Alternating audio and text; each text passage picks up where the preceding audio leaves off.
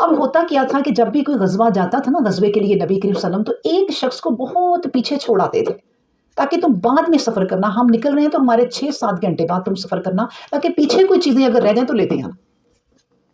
क्योंकि वो काफ़िलों का भी कोई तरीका या कानून होता है। फिर जब वो गए तो फिर वो जब बैठी हुई थी ना, तो पीछे से जो शख्स आया और उसने आके अम्मा जी को देखा, तो उन्होंने उनके हुलिये से पहचान लिया। अब देखिए, आप पर्दा करके बाहर जाएँ, 100 आप मुँह छुपा लें, मैं आपकी बॉडी लैंग्वेज से ही देख लूँगी कि ये खदीजा जा रही है, ये फातिमा जा रही है। आप मुझे देखेंगी तो आप कहेंगी ये तो बाजी लग रही हैं, चाहे हम फुल पर्दे में हों।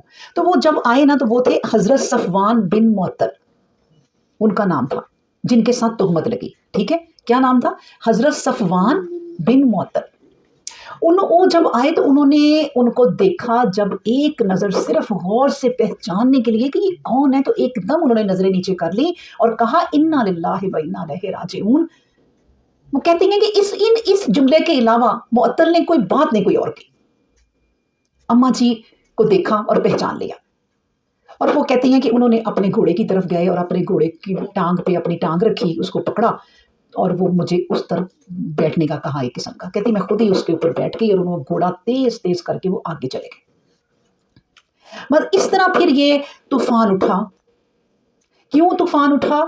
क्योंकि जो हासिद थे और जो काफिर थे, जो मुनाफिक थे, उनमें जो सबसे आगे था वो अब्दुल्ला बिन उबई बिन सलूल था।